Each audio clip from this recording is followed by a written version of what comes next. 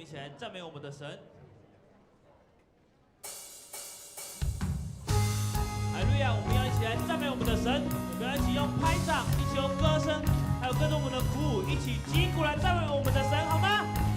好，那我们一起来赞美我们的神，大地复兴，因为他的国降临。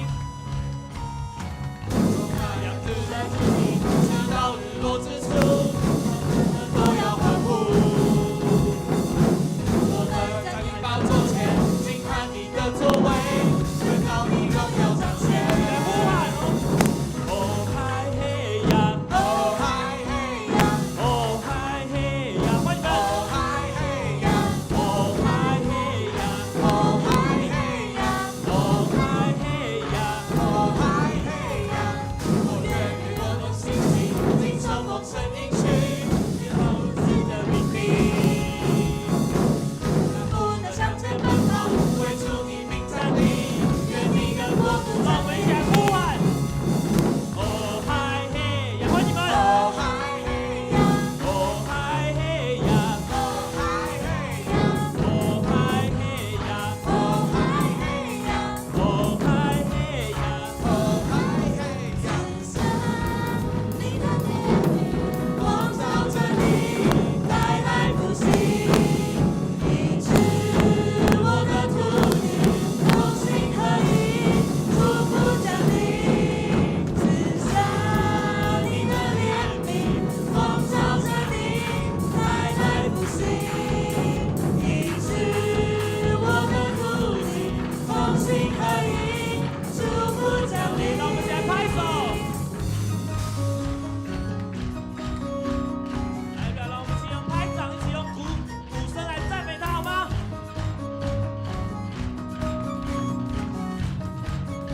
来，对啊，最后求主耶稣你赐下你的怜悯。你的怜悯光照着你，带来复兴，医治我的土地，同心合一，祝福降临。赐下你的怜悯光照着你，带来复兴，医治我的土地，同心合一，祝让我们福降再一起来临。呼喊。哦嗨嘿呀，哦嗨嘿呀，哦嗨嘿呀，哦嗨嘿呀，哦嗨嘿呀，哦嗨嘿呀，哦嗨嘿呀。哦嗨嘿呀。来，让我们用最大的掌声将荣耀赐给我们在天上的主。哈利路亚！来，让我们一起来念以弗所书5章8到10节，一起来念说。光明所结的果子，就是一切良善、公义、诚实，总要查验何为主所喜悦的事。我们一起来祷告，感谢上帝，让我们刚刚有一个非常好的敬拜，让我们用我们的歌声，用我们的鼓声，用我们的肢体一起来赞美他。现在我们要一起来祷告，求主耶稣赦免我们，求主耶稣他的宝血来洗净我们的罪，让我们不会跟他的爱来隔绝，让我们不会让我们不会忘记他所说的事情，让我们可以心中可以结出那光明所结的果子。我们一起来祷告，一起来做个认罪悔改的祷告。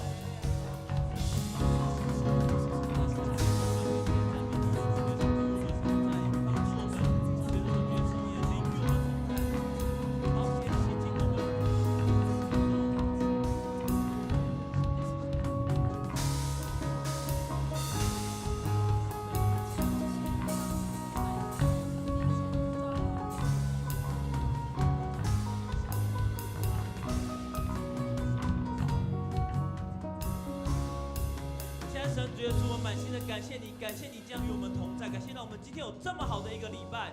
就是求主耶稣你的宝血来洗净我们，洗净我们那我们所不知道的罪，跟我们那些我们所犯的过错。主耶稣让我们不会与你的爱隔绝，不会因为这个罪与你的爱隔绝。帮助我们今天有一个美好的敬拜，帮助我们能够用心灵跟诚实来敬拜你，心中可以结出那光明的果子。谢谢主耶稣，我们将满心的感谢祷告，奉靠圣名祈求，阿门。各位弟兄姐妹，请坐。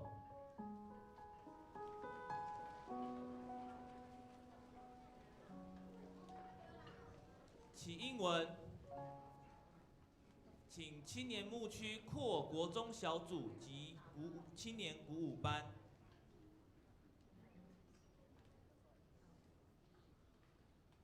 K 英文37批，经验23周。我的囝，你的心若有智慧，我的心为真欢喜。你的嘴若讲正直，我的心为真快乐。唔通行善歹人，着不时敬畏上主。将来一定有毋望。你的愿望袂无去。我的囝，着听着有智慧，互你的心行正直的路。着听趁钱的老爸。你的老母老的时嘛，毋通看轻伊，着买真理，毋通卖。嘛着买智慧、假实、甲明理。正直的人的老爸会大快乐。请着智慧囝，会因为伊大欢喜。着互你的父母欢喜，互是你的老母快乐。我的囝着将你的心交托我，目睭着注意看我的道路。各位弟兄姐妹，大家平安！哇，我们今天真的是很开心，我们有一个联合的礼拜，各种年龄层都在这里。我们来欢迎儿童牧区的也来到我们前面哦。那现在也邀请各位弟兄姐妹在我们的位置上原地请起立，我们要一起来敬拜我们的主耶稣哦，敬拜我们的天父上帝。在敬拜之前呢，我有个问题想要问问大家，看看大家今天已经睡饱了没哦？请问一下，圣灵的9种果子，第一个果子是什么呢？仁爱。哎，很好，我觉得应该可以再更大声一点。第一个圣灵9种果子，第一个是什么呢？仁啊，很好，来，仁爱的时候，请你帮我比出一个爱心，小朋友可以一起哦，我们比出一个爱心。那我们比出一个爱心，我们一起来说仁爱。仁好，爱。看着你旁边的弟兄姐妹，旁边的好朋友说仁爱。仁好，爱，那再下一个喽，请问圣灵的9种果子，第二个是什么呢？喜啊，乐，很好，来，喜乐的时候，请帮我比出2个1，然后在你的脸颊旁边，哎，很好哦。那我们来一样，我们一起来说喜乐。喜啊，一样，要跟看着旁边的弟兄姐妹，这时候也这个喜乐果子很重要了哈。看着好旁边的弟兄姐妹，看有没有笑眯眯的、臭眯眯哈。啊，我们也看着旁边人说喜乐。喜乐。啊，那请问再来下一个第3个9种果子是什么呢？和平，很好，来和平的时候，请帮我比出2个耶，和平，很好。那我们一起来说和平，和平好，一样看着旁边的人说和平，和平。好，那我们再继续下一个果子喽。再来第4个果子是什么呢？啊，是忍耐哦，没关系。来，各位，忍耐很重要，对不对？我们要学习忍耐的果子。来，请帮我比出2个拳头，有力气，很好，说忍耐。仁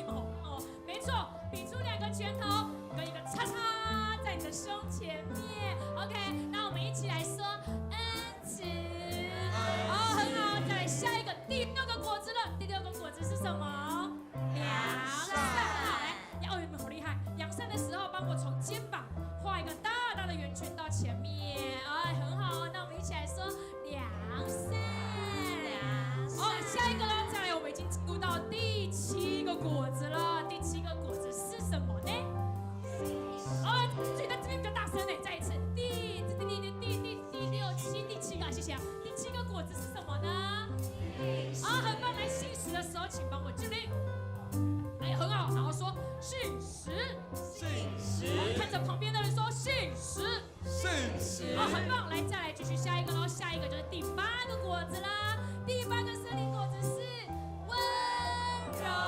OK， 也很好，帮我做假装可爱一下啊！你是不是很像小花在下面说温柔？小花对，看着旁边的人说，或是前面、后面、左右两边的人说温柔。最后一个果子也很重要啦，请问什么呢？很好，来节制的时候，节制。好，动作可以哈，来一样看着左边、右边、前面、后面说要节制哦，要节制哦。哇，你们都做得非常的棒。那我们接下来就一起来用圣灵的果子，一起来敬拜我们的上帝喽。来喽，圣灵的果子，预备，开始。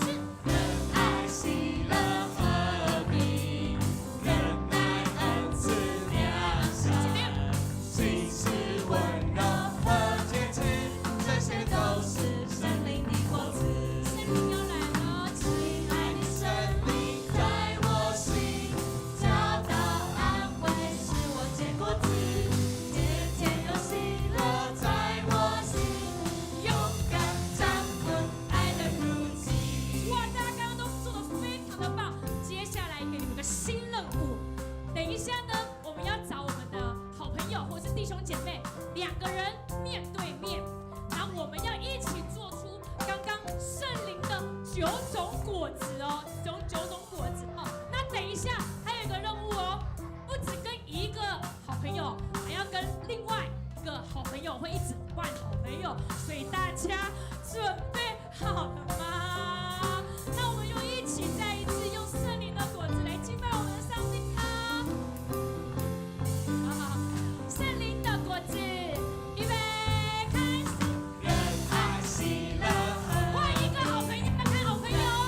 恩慈、良善，信实、温柔和节制，这些都是圣灵的果子。圣灵哦，亲爱的圣灵在我心，教导安慰使我结果子，天天有喜乐在我心，勇敢掌管爱人如己。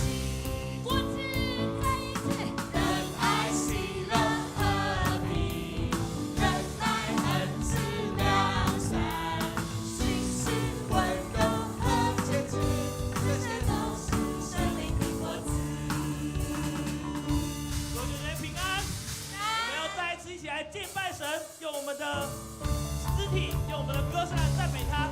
这首歌有动作哦，让我们跟着台上的伴唱一起来做动作好吗？让我们一起来赞美他，主耶稣，我跟你走，往普天下走。主，我跟你走，往右边，我做往普天下走。抛球。让海角紧紧抓住我，换左边开始。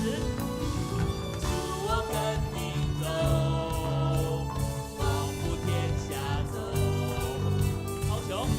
路不紧紧跟你走，你是万王之王，挥手。是万王之王，大喊万主是主，有你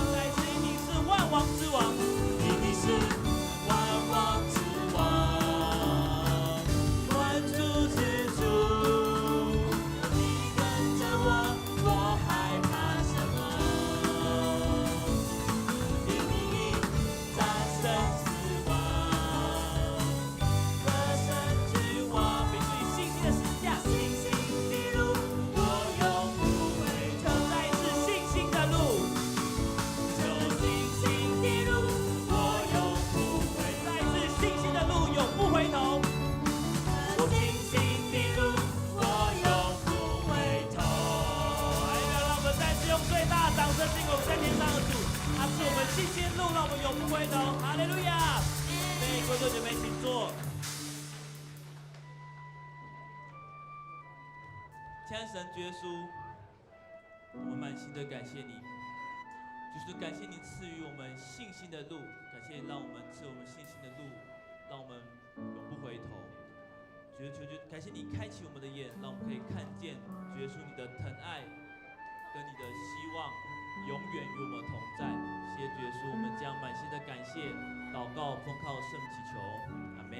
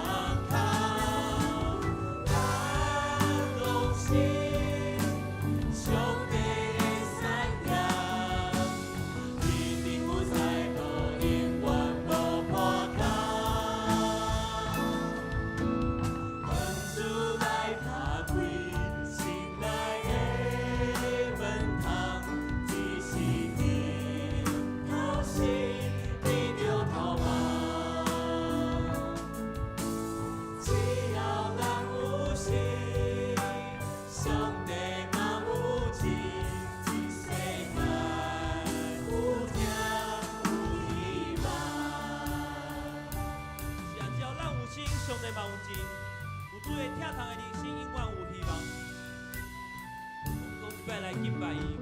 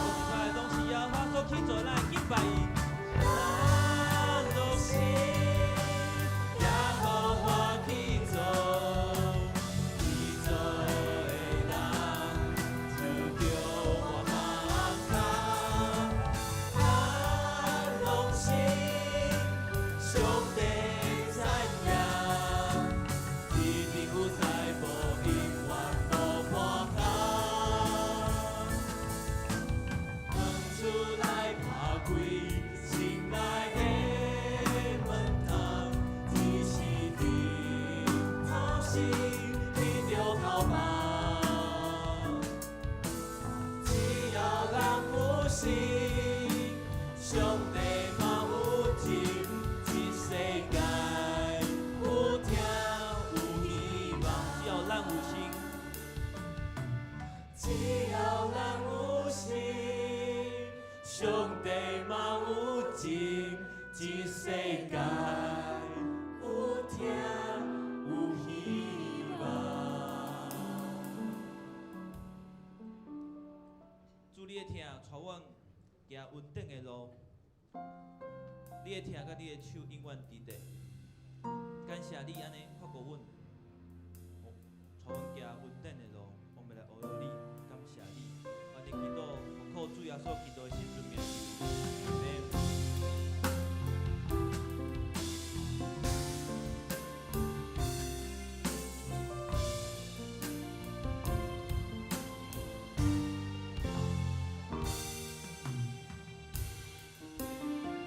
你是我的主。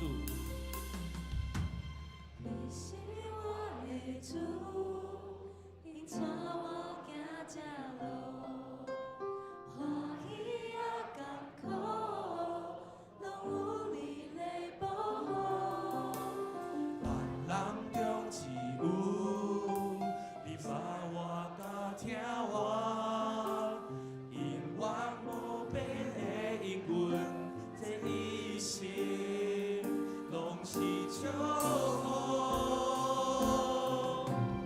一步搁一步，这是稳定的路，你听的手。看我无行错，一步搁一步，这是不茫的路，你听的手，带我行这人生道路。来，让我们再次唱这首歌的时候，我们用华语来赞美他，感谢神带我们走这恩典的路。主耶稣，你是我们的主，我们要永远的跟随你。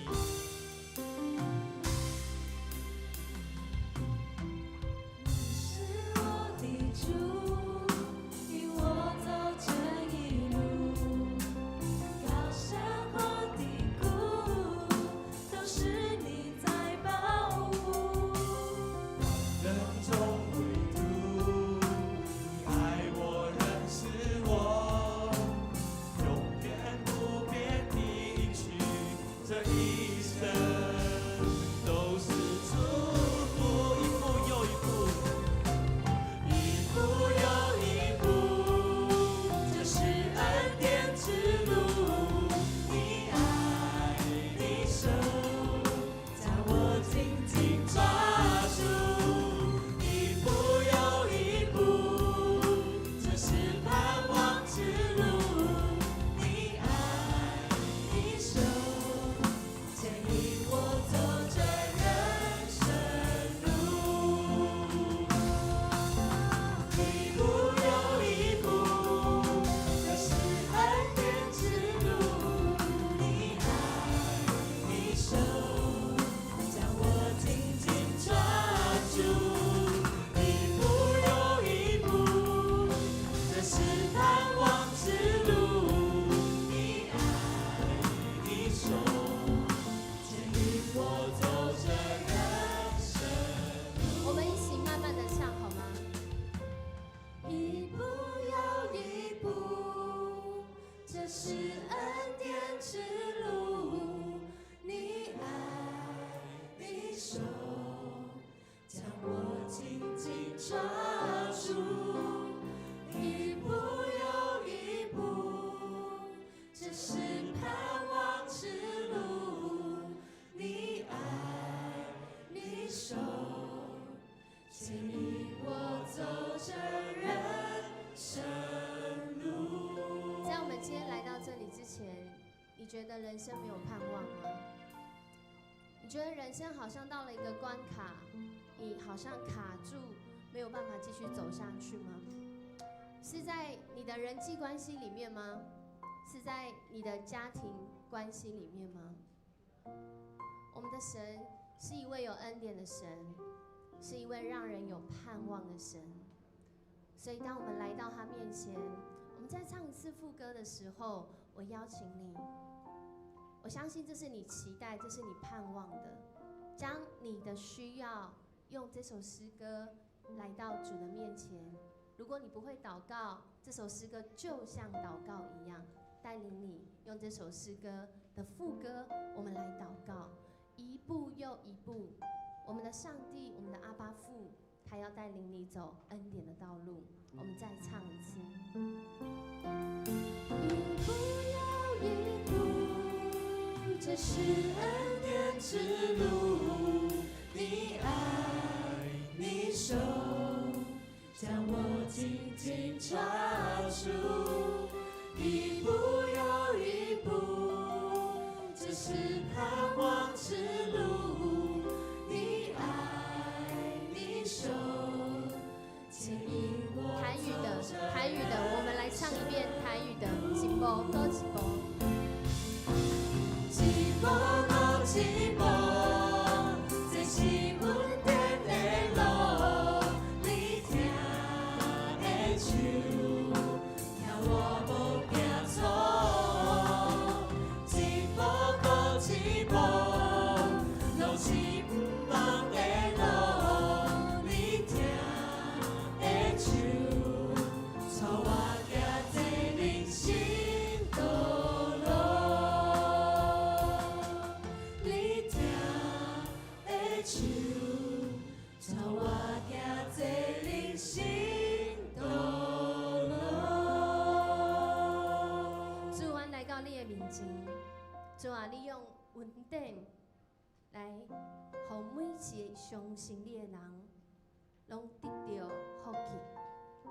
这是对你的话语来的应允。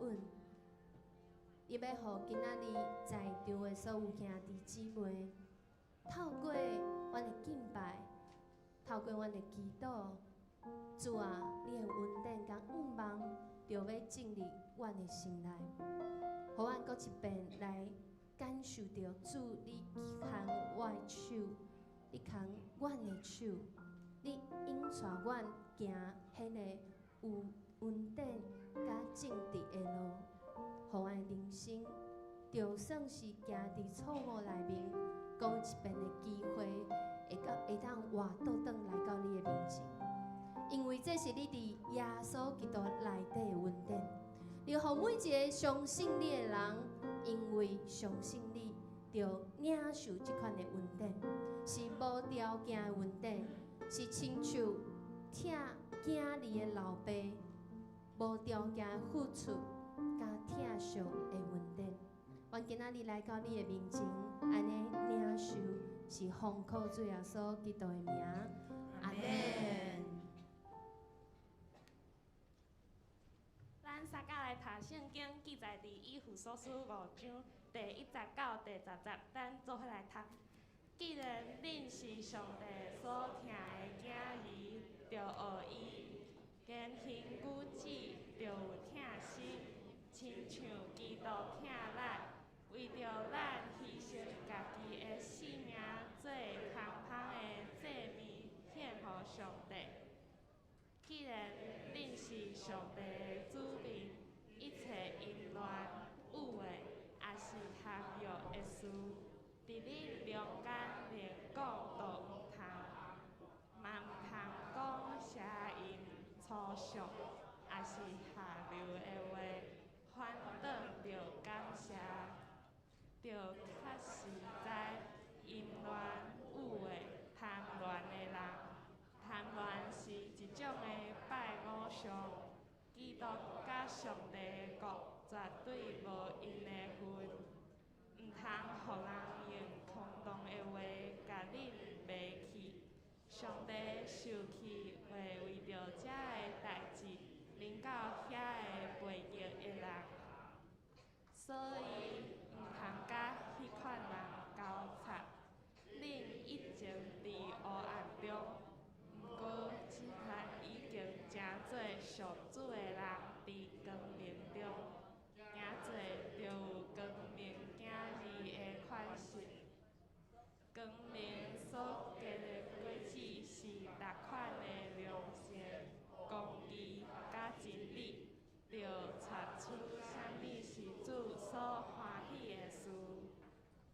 现在我们来一起读华语圣经。既然你们是上帝所爱的儿女，你们就必须效法他。你们的生活要处处表现爱心，正如基督爱我们，为我们舍命，作为馨香的供物和祭品献给上帝。至于那些淫乱、污秽和贪婪的事，在你们当中连提都不可提，因为你们是上帝的子民。你们也不可以说淫秽、愚妄或下流的话，倒要说感谢上帝的话。无可怀疑地，淫乱、污秽或贪婪的人，绝对不能成为基督和上帝国的子民。不要让任何人用空口白话欺骗你们。正是为了这些事，上帝的愤怒要临到悖逆的人身上。所以不要跟这些人来往。你们原是在黑暗中，可是自从成为主的信徒，你们就在光明中。你们的生活必须像光明的人。光明结出一切丰盛的果实，就是良善、正义和真理。要明辨什么是主所喜悦的事。现在让我们欢迎青年牧区特别企划。Hello， 大家平安，大家平安，大家好。那大家知道今天是什么主日吗？好，有人回答青年，有人回答父亲节。再一次，父亲节主日还是青年主日？啊，对啦，其实都是啊。但是呢，因为今天特别有青年主日，所以我们青年特别准备了一个活动，就是我们在近期我们发放了一些问卷给爸爸。那这个问卷呢，其实就是在说明那个世代教育的隔阂，就是有一些差异这样子。对，那我们这次特别做了这个企划，然后所以我们发放了就是一些问卷给爸爸填写。那等一下我们呢有特别邀请了5位爸爸来上台跟我们分享，所以等一下如果邀请爸爸上台，大家请要给他们热烈的掌声好吗？好，那我们第一位要邀请上台的是敏哲爸爸。记得小时候，我的父亲曾经问过我：“你长大以后也要做什么？”我当时一手拿着玩具，一手拿着糖果，告诉我的父亲说：“我立志要当总统。”谢谢我们立志要当总统的敏哲爸爸，再次掌声。下一位，我们要欢迎我们的敏和爸爸，掌声。然后下一位，欢迎我们的正峰爸爸，掌声。还有瑞赫爸爸、伟光爸爸，请上台帮我们选一个位置坐下，谢谢。好，掌声不要停啊！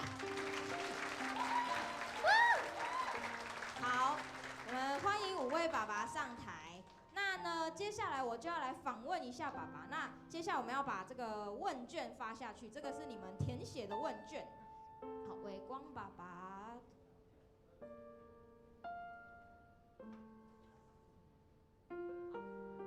那呢，你们可以看一下你们填写的问卷。那你们可以选一项，就是你们勾选的。你们在学生时期呢，就是可能不太习惯爸爸这样教育你的方式，然后你可以跟大家分享一下。对，我们是说不太习惯哦，哈，只是因为不习惯，所以我们就是想要邀请爸爸们来分享一下，就是有没有这样的一件事情。那我们先邀请我们那个立志当总统的敏哲爸爸来分享一下。这是非常严肃的问题。好，所以大家不能笑。爸爸，对不起了。但是我要讲一下，当时因为小时候还不明白为什么不习惯父亲的教导。记得我在小时候的时候，有不当的言行举止，就会受到责罚，甚至拿棍子来鞭打，直到我国中毕业后才解脱。哦，哇！但是我知道，后来长大后，我才知道，原来是我们的天父上帝教导我的父亲要这样做。阿门。因为我们的圣经箴言有说到，要杖打你的儿子，这是疼爱的表现。哦哇！不可不管教你的孩童，要用杖打你的孩子，让他能够免下阴间，要拯救他的灵魂。所以现在我明白了，因此我感激，我明白，我忍痛，但是我谢谢我的父亲，谢谢。掌声，以感恩的心，没错，谢谢米格爸爸的分享。那下一位，我们来欢迎下一位恩典的爸爸，请问你有没有上面有勾一项跟大家分享一下？太平安。平安。其实为着今日吼，我嘛受苦了工。我想着讲，阮爸爸在我细汉的时阵，无啥在甲阮拍，无啥在甲阮骂，拢足相信阮的就对了。你这做啥代志，就甲阮对细汉就送去教会。所以阮的兄弟姊妹大家拢足乖咧。在厝诶，拢嘛真乖，在教会嘛拢做教会事工，所以我即摆拢足感谢阮爸爸。我嘛希望我的囝仔是说，对细汉就拢伫教会，会当服侍教会。谢谢，哇，好感动哦！谢谢爸爸的分享。好，下一位正风爸爸。其实题目是要分享那个学生时代你最讨厌不习惯的哪些事情？老实说，学生时代有点久远啊。我不记得我爸爸对我做过什么讨厌的事情，真的不记得。但是我记得的是啊，爸爸他其实很辛苦啊，他做工啊，就是做工，所以赚的钱都很辛苦。然后为了家里，每次回来其实都是流汗啊，身体都很脏啊，这样子。所以我目前有印象，就是爸爸真的就为了这个家，其实付出很多，这样子。好，谢谢。好，谢谢，辛苦爸爸了。好，下一位我们欢迎瑞赫爸爸。大家平安。平安。昨天这个问题我也想很久，因为对爸爸的印象真的是比较少，因为我爸爸算是摆地摊，就是小贩，然后家里小时候算他比较忙，其实跟我们的接触是比较少。对，那对爸爸最深的印象是，可能在我小快毕业的时候跟我分享了一件事情，那时候不懂啊，可能太小，后来慢慢去体会这件事。那时候他在推着摊贩的车子，然后我经过上坡下坡，他就跟我讲说，人生就会有上坡下坡，下坡代表你顺利的时候，你可以很轻松的推着车子，这时候你要积蓄力量。当要上坡的时候是你的逆境，你要克服过去，你就会再迎来一个顺境。好，这是我爸爸最大的感想，谢谢。谢谢，很励志的一句话。好，我们现在欢迎伟光爸爸，对不起，伟光爸爸。好，我印象中我爸爸是，阮爸爸吼，我细汉时阵，阮爸爸足歹吼，脾气足迄个，伊对阮要求足严格的吼。啊，毋过我去后拍的时间较少吼，啊，阮哥哥较济，所以我第一只爱感谢阮哥哥。毋过伊知影，阮若做毋对代志吼，伊一直念，吼，一直念，足久的。我会记哩吼，迄细汉的时阵，阮哥哥甲我吼，若做毋对代志，吼，伊一直念，讲足久的，啊，共款的代志一直讲吼，啊，顶头来，搁过来讲一届，搁算一届，安尼甲你算，吼，你应该安怎，啊，这安怎，啊，我算到啊，我你伫看迄时间吼，讲哦已经2点钟了，真久，啥物时阵？小久啊。啊，逐个熟悉我的就知吼，阮爸爸是廖长老吼，啊伊吼，我细汉上会记哩，就是伊真足热心咧教会吼，去定会去探访，所以伊去探访的时间哦，就是阮上欢喜的时间。爸爸耳朵遮起来哦。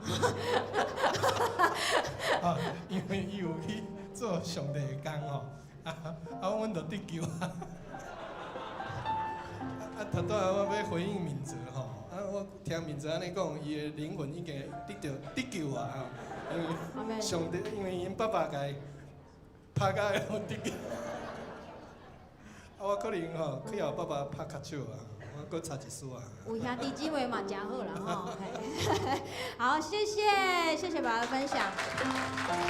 那刚刚以上呢是这些爸爸们描述他们的爸爸们。那现在接下来我们要来放一个影片，是你们的小孩要描述你们。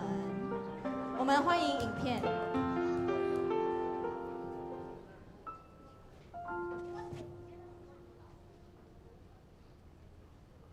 一点点问题，然后问你说，就是平常啊，爸爸是怎么样管教你的？就是教导方式是如何？我犯错的时候，他不会一开始就骂我，他会把我叫到他面前，然后很严肃的跟我讲这件事情。所以就是严肃，但是不是斥责的方式来跟你回应。那有没有过去发生过什么样的事情，让你是不喜欢爸爸对你的管教方式？刚上国中的时候，要上体育班，然后有4个科目。一开始本来是希望我可以上全科，但是我心里是不愿意的。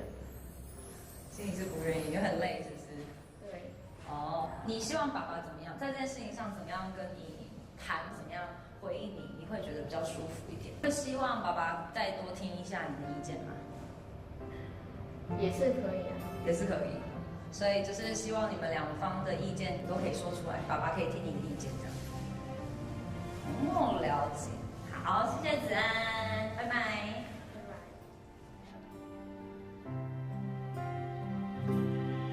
我觉得非常的好，非常的好，哇，非常高的评价。雨欣呢？我觉得还可以，还可以。刚其实心里跑过很多，就是跑马灯，然后想选一个最合适的字，对不对？你要保护爸爸形象。好。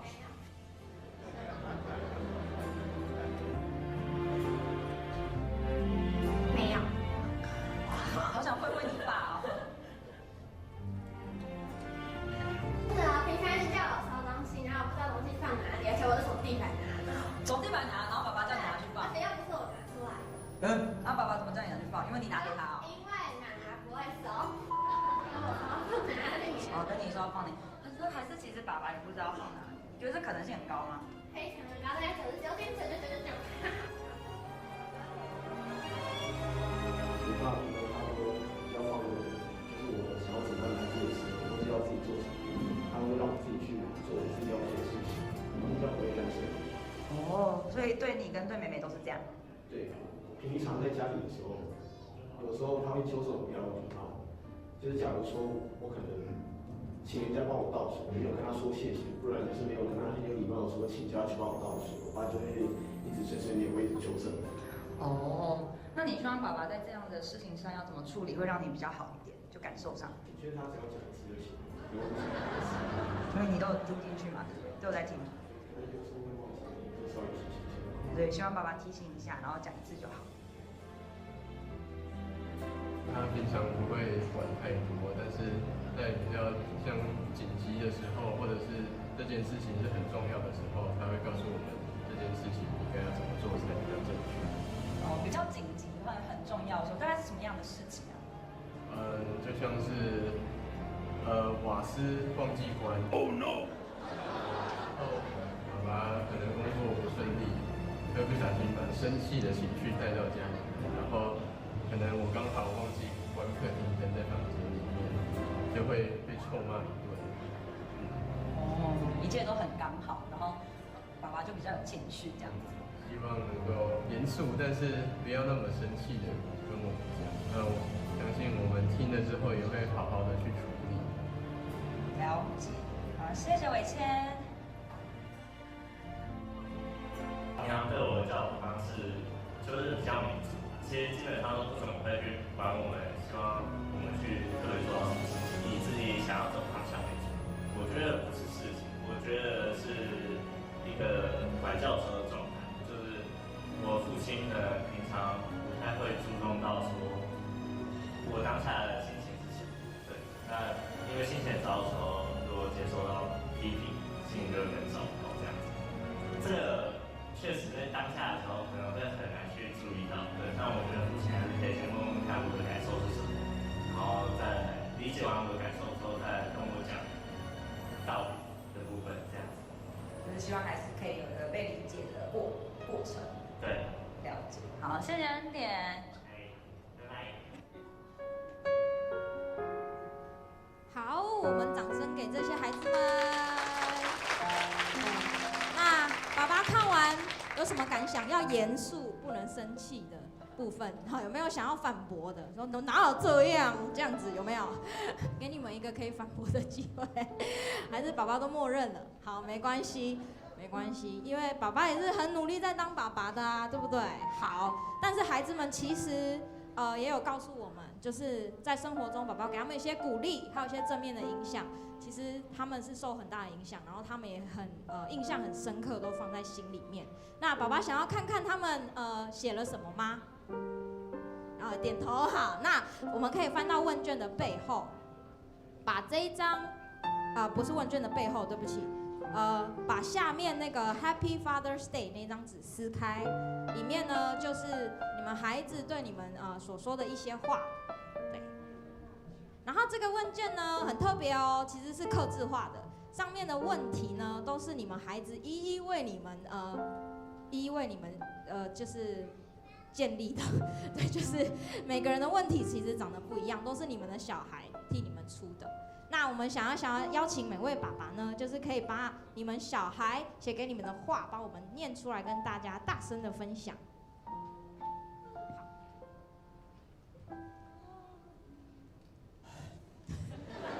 先叹了口气啊。爸爸曾经称赞过我很会照顾堂弟堂妹，是他们的好榜样。这让我在国一时有勇气与信心报名教会夏令营的队服，也因为那时候有参加，所以今年才有机会担任核心同工。哇，太感动了，谢谢谢谢。下一位爸爸。我并没有特别印象父亲的口头称赞，但我认为父亲给我最好的称赞就是父亲努力工作的背影。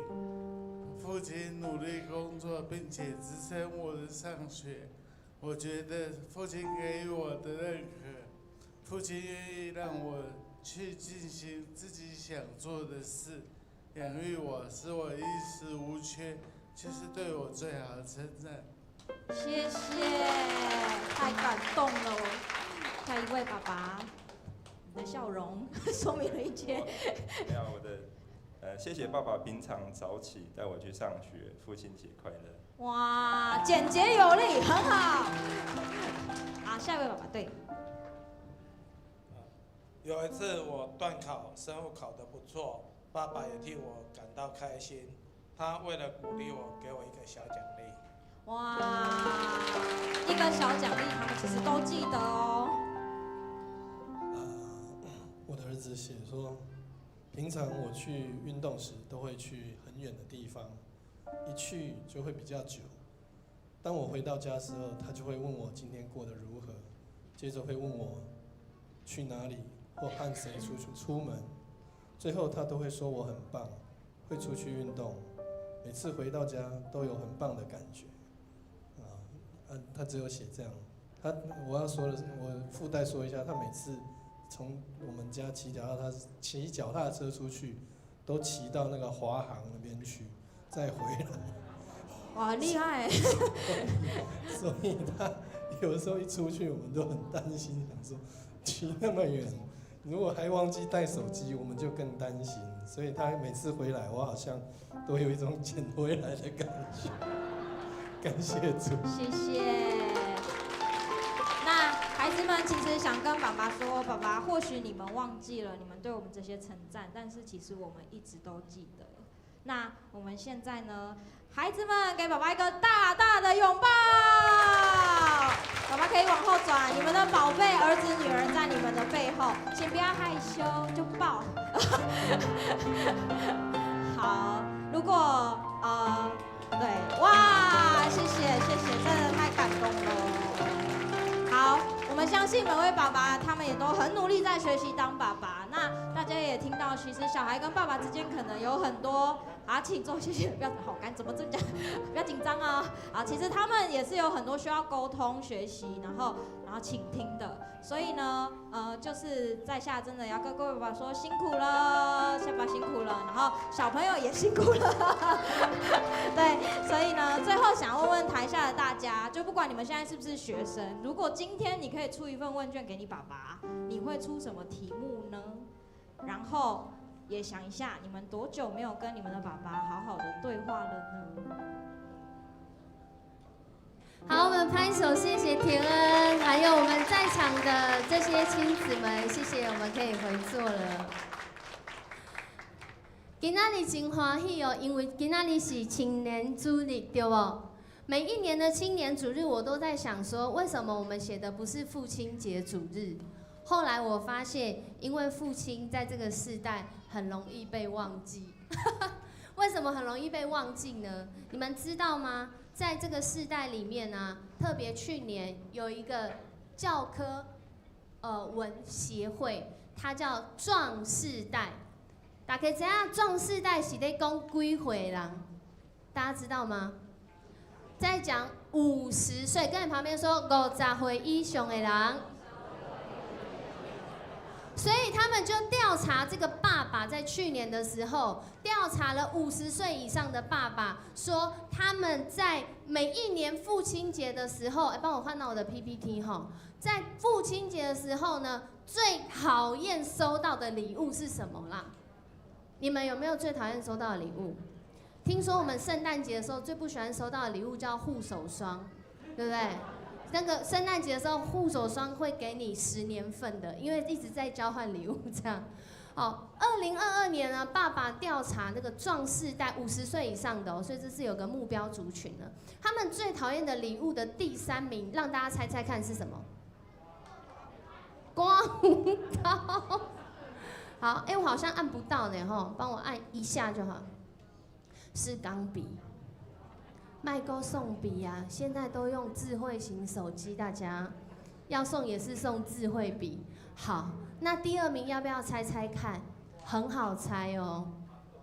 平常时正式场合的时阵，对，听讲那个日文跟台语都叫赶快叫什么？叫什么？内裤带。我小时候想说，为什么爸爸都要带内裤带出门？等我喊了后才知影是内裤带啦，是领带啦。好，第1名是什么呢？第1名呢，我个人没有想过是这个答案，但是我知道的时候，可能在场你们要赶快去退货。第1名叫做蛋糕。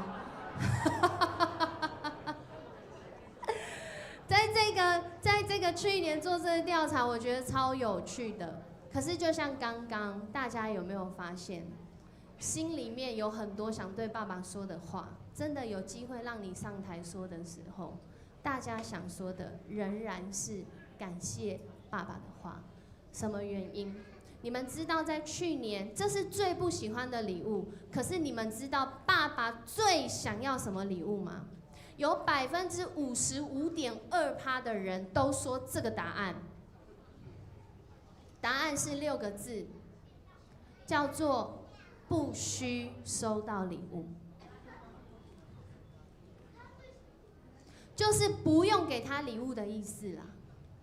那如果你真的要给呢？刚刚文成长有讲到了，送他现金，谢谢。所以2023调查的时候，今年爸爸上介意的礼物是啥物呢？就是什么？台积电股票1张啦，你们说好不好啊，爸爸？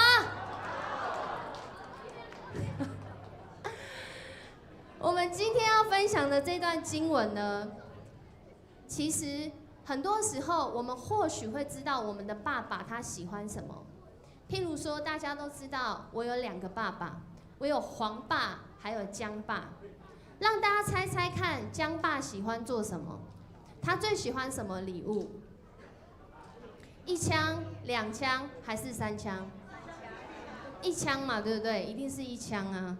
还有呢，很喜欢这个钓鱼竿的部分。然后呢，我都跟我爸说，爸爸出去玩可以买钓竿，先不要乱答应。好，就是可能可以，但是呢，如果呢是做无意义的事情就不行。我们都会可能知道我们的爸爸喜欢什么礼物，但是我们知道我们的天父，这位在圣经当中常常用他是爸爸形象的天父，他喜欢什么样的礼物吗？特别在今天跟大家来分享。所以今天呢，我们要来认识天父心意中他的慈爱是什么？因为我们今天的题目叫什么？蒙爱的儿女。跟你旁边说，你就是蒙爱的儿女。我们就是蒙爱的儿女哎，所以我们有一位爸爸，而且这个爸爸呢是一位完全的爸爸。他用什么样的方式来对待他的儿女？就好像我们刚刚的这些访问里面一直讲到，我们这些访问一直说到爸爸怎么对待我，爸爸对我最大的影响是什么？爸爸有什么样的习惯？后来我们发现，在跟你旁边说遗传很重要。我们无意间发现，我们真的都会跟爸爸很像，我们会跟妈妈很像。有些人说我没有爸爸，我从小长大的过程中，其实我是没有跟爸爸一起，但是你会跟你的主要照顾者很像。所以在今天呢，我们的天父也有话对我们说，他要告诉我们要来寻求这位天父他喜欢的事。而这件事情为什么这么重要？因为它跟你有关，因为你是他的儿女嘛，对不对？它跟你有关。所以以弗所书一开始呢，在1到3章的时候，就噼里啪啦讲了一大堆，在讲什么？在讲神学啊，这我们听不懂啦。然后呢，他就讲到4到6章就开始讲怎么样实现在我们的生活中。也就是说，爸爸跟我们讲的一些话，小时候我们可能不懂，就像刚刚敏哲长老讲的，结果越大他越明白。然而在这个过程当中，我们的神一开始他告诉我们，我们这位天父他一开始就告诉他的儿女一件重要的事情。我们一起来读这段经文，请。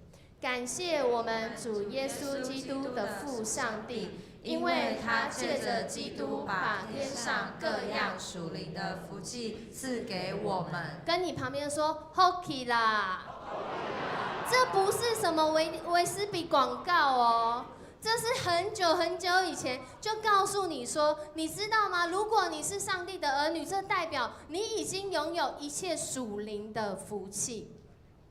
我前提是你知道吗？你知道你拥有这些属灵的福气吗？还是你只知道你是天父的儿女，但是什么属灵的福气我不知道？在以弗所书一开始就讲，而且以弗所书其实是写给众教会的一个书信。也就是说，每一间教会，每一个信仰群体，自称为是教会的基督徒，全部的人都可以用这个为他生命的标准。什么样的标准？就是当我们等咱相信耶稣基督的时阵，咱就做伊的囝儿。而且你知道吗？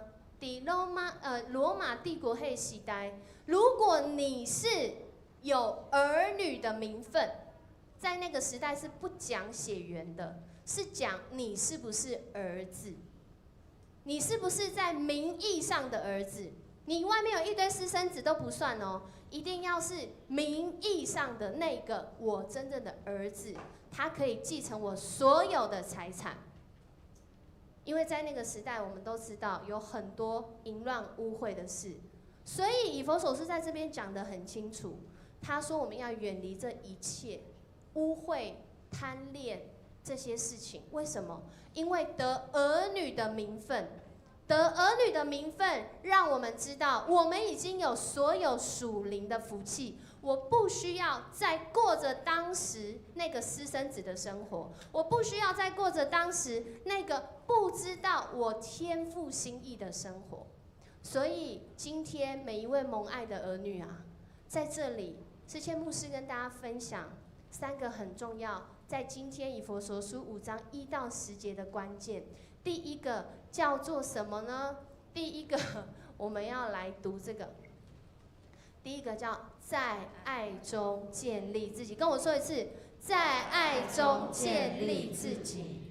有一个故事是这样说的：有一个孩子呢，他从小跟他的爸爸相依为命，但是他很不喜欢学习，他很不喜欢读书。有一天呢，他的爸爸发现，天哪，他不是拿问卷来哦，他是拿考卷来。结果这个考卷考几分？让大家猜猜看。0分，谁说的？讲得太好了，他真的考0分。哇，考0分，大家拢出来蛋对不？哇，这个爸爸好苦恼啊，好苦恼啊！结果这个爸爸后来就想到了一件事情，这时候你要怎么样？给你长哦细，这样是吗？还是叫你去罚站罚跪，他的成绩会变好吗？当然不会嘛。所以这位爸爸非常的有智慧。他跟他的孩子这样说，他说：“孩子啊，爸呢不识字，大字不认得一个。我唔捌字啊，有没有当中唔捌字的？我跟你讲，你还是可以成为有智慧的老爸老母。为什么？因为甲伊个囝讲，我唔捌字啦，但是爸爸有一个心愿，就是毋望讲你会当有真好的学习，然后你来甲我教。”你教我啊，我没有机会读书，但是你有啊，那你去学，然后回来教我好不好？结果这个孩子呢，原本是这样子瘫软在沙发上，有没有？听说我们这个世代很多叫躺平族的、软烂族的，还有什么靠爸族的，听起来好像骂脏话，还有什么？还有很多很多，你听起来就觉得哦，好像不太舒服。我还是自己去存老年金好了。无我以后老了后，我会减的，无法度饲我。哦，这个孩子就在那个时候想说，好啦，一句话啦，我就去学给你看。他每一次学回来就教他爸爸，每次学回来就教他爸爸，学到最后的那一天。天哪，他竟然变成了当地最有名的老师，他竟然成为那个世代非常有名的教育家。然后有一天呢，他的爸爸到底学会了没？还是学没有？他就是学回来就教他爸爸。有一天他爸爸过世了，就好像我最近有一个朋友，他的爸爸过世了。然后过世呢，这个爸爸过世之后，他就会开始整理他的遗物，对不对？会整理那些他的衣服，过去使用的东西，有一些信件，有一些跟爸爸一起经历的纪念品。他竟然在那当中发现了一张高中毕业的毕业证书。弟兄姐妹，我们的天父岂是没有恩典的天父？我们的天父岂是没有能力的天父？我相信他一定有，我相信他一定有，但你认识他吗？在以弗所书很关键的，从头到尾就讲这句话。为什么讲这句话呢？因为它的重点是叫我们要走在爱的里面，走在关系的里面。当这个孩子他愿意回应他父亲跟他之间有一个好的关系的时候，他的父亲将他的方式可能不是那么的完全，因为我们都知道其实他是骗他的孩子。然而在这个过程当中，很多时候我们真的很难去察觉，好像那个方式是错的，可是他带着一个良善的动机。然而在这当中，我们要继续的在主的里面行走在爱中，在爱中被调整。于是我们今天到了对，我要来带大家读这个经文。为什么要读这个经文呢？因为当这个孩子他愿意去回应这个关系的时候，他一生就活在跟爸爸这个亲密的关系里面。他一生就好像今天说的，我们像祭物献出去一样，因为我愿意来回应我的父亲，我好像就献上这个祭物，就是我的生命，就是我的行为，就是我的生活。我们一起来读这个经文，请。你们的生活要处处表现爱心，正如基督爱我们，为我们舍命，作为馨香的供物和祭品献给上帝。这边的经文说到要处处表现爱心。什么叫处处表现爱心呢？其实原来的迄个希伯来文的应该说希腊文的原文，伊是讲你爱行伫听内面。有2个意思哦，你在行伫听内面，你要走在爱的里面，就是要去寻求真实的关系，是有爱的关系，是有什么样爱的关系？是从基督来爱的关系。就像什么一样？就像基督听咱，为咱每一个人定伫死里个定，他舍命。所以我们看见在这个世上，很多看似无条件的爱，其实它都带着极大的牺牲。再等一下我们会讲一个笑话，我们就会知道了。在这一段经文里面呢，就讲到处处表现爱心。一个意思是说你要在爱里面行走，一个是要走在爱里面。一个就是说，上帝为我们预备了一个环境，让我们从小被我们的爸妈或者是被我们主要照顾者来疼爱，以至于我们可以在当中长大成人，以至于我们不会饿死，不会冷死，不会闪电电到，不会台风吹走。这是上帝为我们预备在爱中行走。可是当我们长大之后呢，当我们在这个成熟之后呢，其实有一个很重要的，叫做说感谢上帝的话。说感谢上帝的话，其实在今天的经文里面很重要，他有讲到，我们一起来读这段经文。至于那些淫乱、污秽和贪婪的事，在你们当中连提都不可提，因为你们是上帝的子民，你们也不可以说因为愚妄或下流的话，倒要说感谢上帝的话。在这一段经文里面呢，其实很像我们刚刚的这个父子关系的一个分享。他在里面讲到一件很重要的事情，他说：至于那些淫乱、污秽和贪婪的事，在你们当中连提都不可提。在说什么啊？我们真的用看的看不懂，我们用现在的伦理，用现在的法律，我们可以理解。可是你知道吗？其实他在讲的贪婪或是贪心，就叫做你要不是你的，你要不是你的。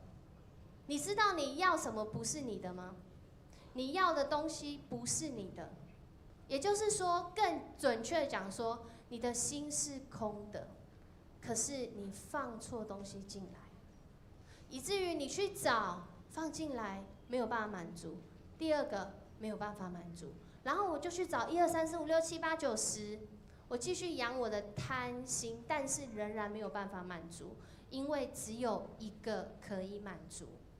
很多的时候，在这个世代，在关系当中，我们其实会常常要求我们要的，但不是我们原有的。所以我们以为我们的关系当中，只要我爱他，他就会爱我；只要我付出，他就应该要回报。这是当时罗马帝国里面非常重要的价值观。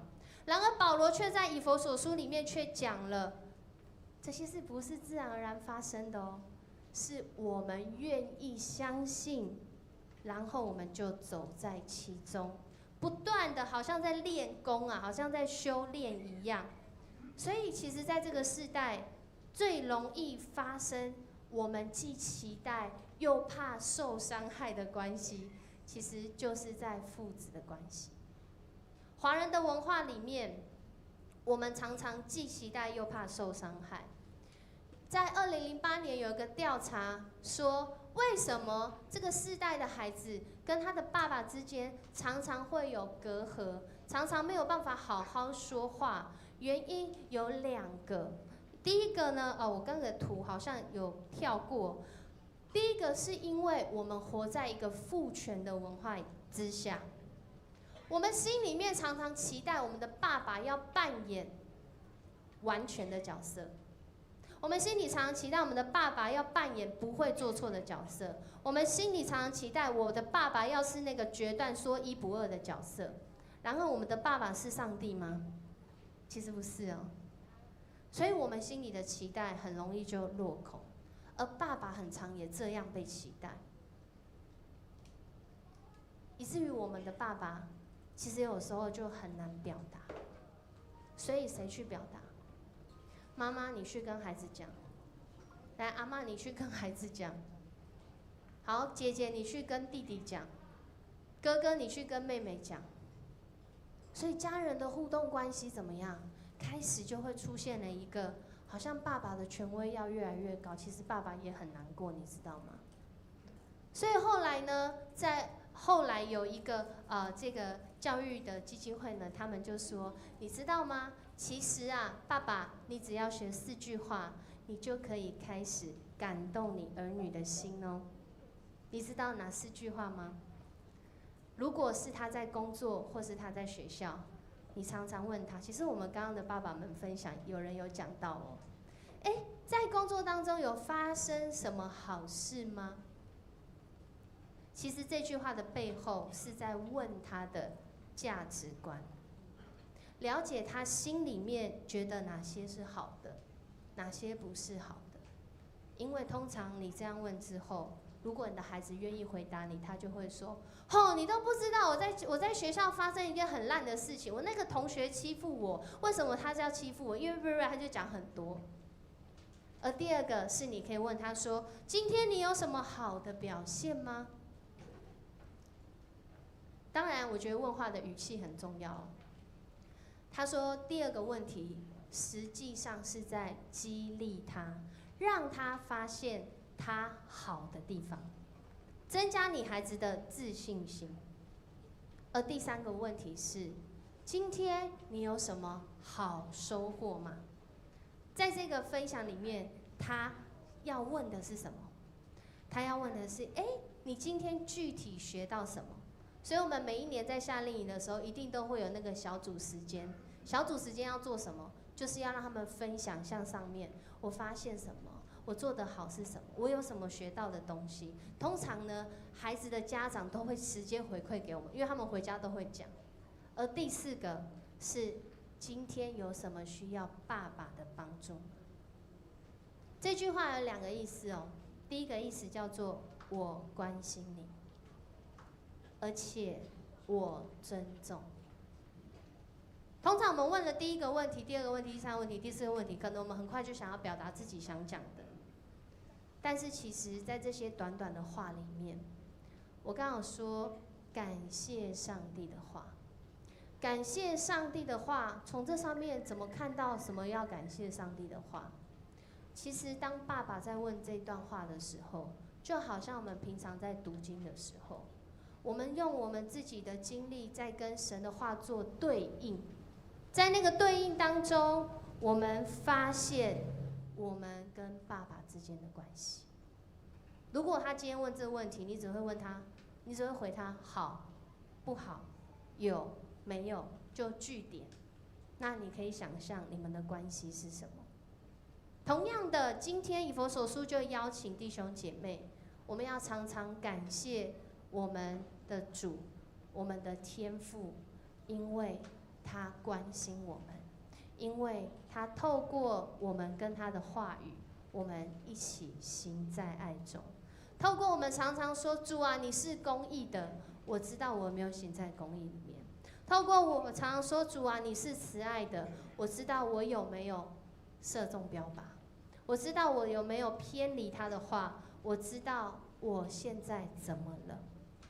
所以这是为什么在以弗所书里面常要求我们要说一些感谢天父的话。而最后一个是今天我们一起要来学习的。在刚刚大家的分享里面，我们很清楚的都听到，有很多的时候，我们起初不明白，我们不明白为什么我相信了主之后，我的生活没有改变。我不明白为什么我相信主之后，好像有的时候我的挑战是更大的。我不明白，然而我们的主却透过今天的经文来回答这个问题。我们有没有明辨他的心意？我们一起来读这个经文，请。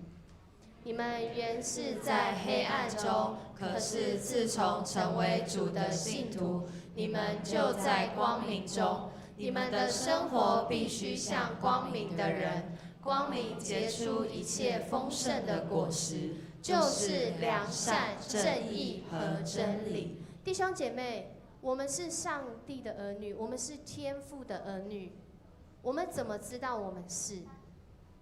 我们怎么知道我们有没有让他喜悦？我们怎么知道我们是不是他的儿女？其实今天的答案很简单，很清楚，就是在我们的生命当中，这3个重要的关键词，红色的，我们读一遍好吗？良善、正义、真理。我们有没有活出这些？如果有，我们就在这当中，我们就行在这当中，我们也在这当中行走。最后跟大家分享一个，再过2天是父亲节，对吗？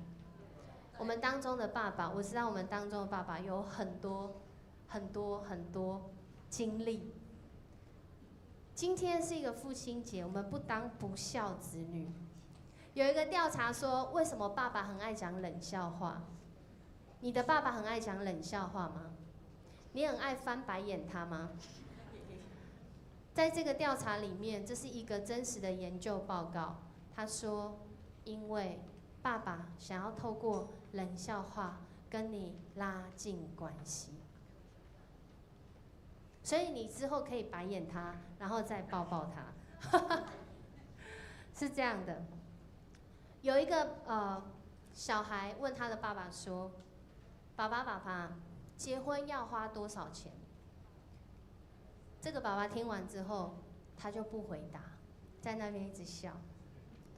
他想说：“这太远了，这问题太远，那我问近一点的好了。爸爸，养小孩要花多少钱？”这个爸爸意味深长，就像刚刚的敏哲长老，他说：“我不知道。儿子，你知道吗？我到现在都在为这件事情付出代价。”这个笑话讲完了，不好笑对不对？这就是爸爸讲的笑话啦。弟兄姐妹，在今天呢，我们的弟兄姐妹、儿童牧区、青年牧区一起预备这场礼拜，目的就只有一个，因为我们知道，透过礼拜的表达是在回应我们的天父他喜悦的事，所以我们尽情的敬拜，我们尽情的来到他的面前，他也应许我们，当我们效法他的时候，我们就活在良善，我们就活在真理，我们就活在正义的当中。这是我们一生的功课。当爸爸很难，当子女很难，特别在这个时代。但是如果有天父的爱，我们就可以两代同行，一起去经历神的恩典。我们一起站立起来。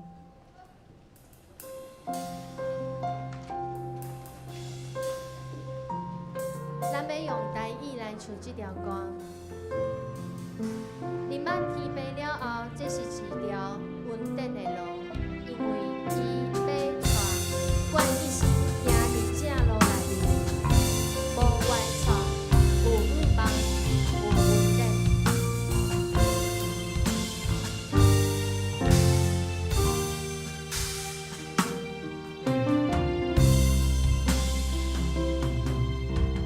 你是我的主。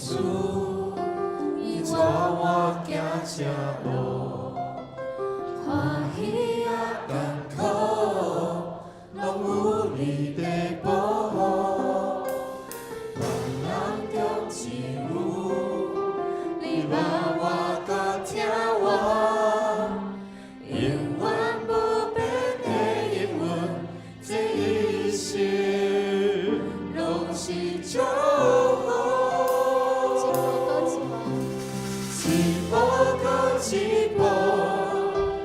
是阮天的路，你听的手，但我无行错误，一步搁一步，总是不忘的路，你听的手，带我行这你心道路。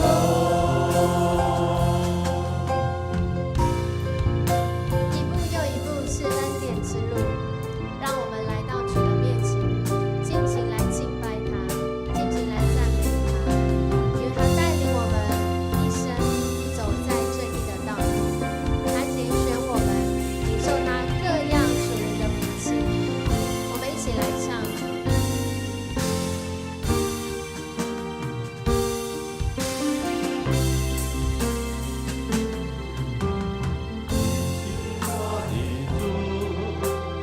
我走这一路，高山或低谷，都是你在保护。万人中唯独你爱我，认识我，永远不变定居，这一生都是祝福。一步又一步，这是恩典之路。你爱你说，让我紧紧抓住。一步又一步，这是盼望之路。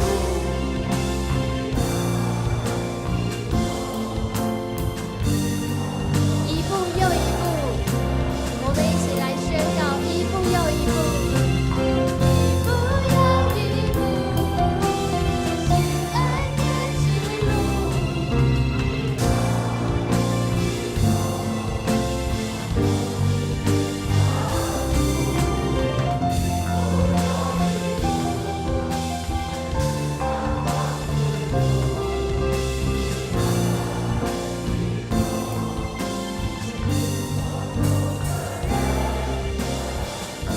你爱你手，你爱你手，牵引我走这人生路。听堂的天父，阮来到你的面前，你用永远的听，不变的慈爱，公义甲信心，引带愿每一个人行人生的道路。主啊，伫你的引带内面，阮袂摇带。我袂惊偏，因为主你甲阮伫地。主啊，感谢你伫今仔日透过阮对你的敬拜，愿你来接纳，嘛愿你来兴起。主啊，每一个世代拢有敬畏你的查某囝、后生，拢有敬畏你的囝儿，拢有敬畏你的人。因为主你对阮的心意，就是敬畏主的人代代无散。主感谢你伫阮中间，互阮今仔日会当献祭到你的面前。愿你来接纳，安尼祈祷是奉靠主耶稣的名，阿门。